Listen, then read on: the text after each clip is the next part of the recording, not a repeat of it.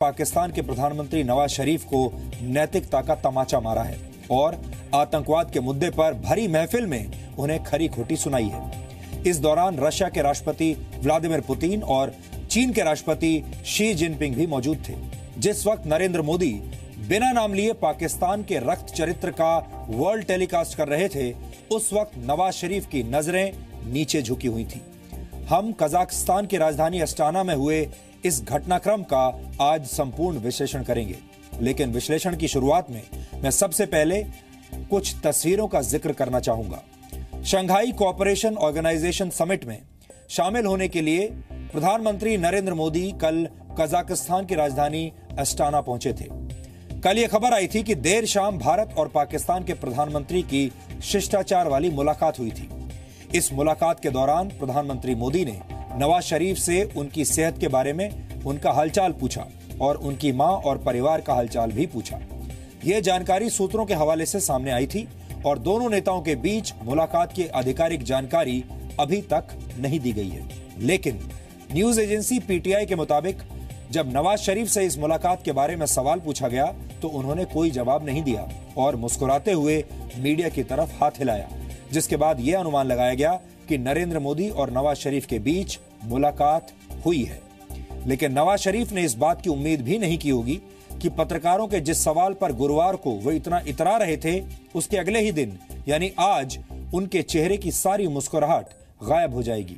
कम से कम कजाकिस्तान की राजधानी अस्टाना से जो तस्वीरें आज हमारे पास आई हैं, वो इसी बात की तरफ इशारा करती हैं। इसलिए अब उन तस्वीरों पर गौर कीजिए। शंघाई कोऑपरेशन ऑर्गेनाइजेशन समिट की यह तस्वीर उस वक्त की है जब सभी देशों के नेता फोटो अपॉर्चुनिटी के लिए एक मंच पर सामने आए थे। अगर आप इन तस्वीरों पर गौर करेंगे तो आप समझ जाएंगे कि कल हुई निजी मुलाकात के बाद कैसे नवाज शरीफ सार्वजनिक मंच पर अकेले पड़ गए। आप तस्वीरों में देख सकते हैं कि कैसे नरेंद्र मोदी अफगानिस्तान के राष्ट्रपति अशरफ गनी के लिए अपने स्थान से हट जाते हैं और उन्हें अपनी बाईं तरफ खड़े होने के लिए जगह देते हैं, जिसके बाद दोनों नेता मुस्कुराते हैं और अशरफ गनी नरेंद्र मोदी को गले लगा लेते हैं।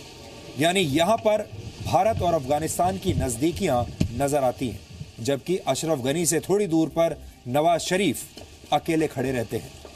इसके बाद शंघाई कोऑपरेशन ऑर्गेनाइजेशन समिट की शुरुआत हुई, जिसमें सभी देशों के नेता अपना भाषण देने लगे। लेकिन जिस वक्त नरेंद्र मोदी ने सार्वजनिक मंच से आतंकवाद के मुद्दे पर पाकिस्तान पर शब्दों वाली सर्जिकल स्ट्राइक की, उस वक्त नवाज शरीफ की नजरें झुकी हुई थी।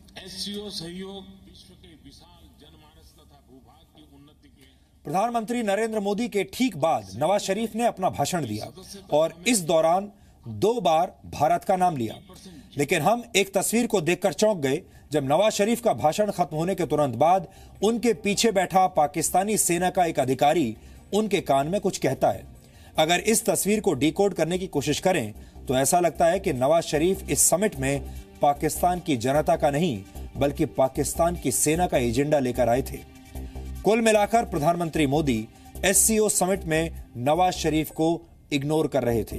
अंतर्राष्ट्रीय कूटनीति की भाषा समझने वाले लोग ये कह रहे हैं कि भारत ने पाकिस्तान के प्रधानमंत्री को सार्वजनिक मंच पर अकेला कर दिया। लेकिन तस्वीरें अभी और भी हैं।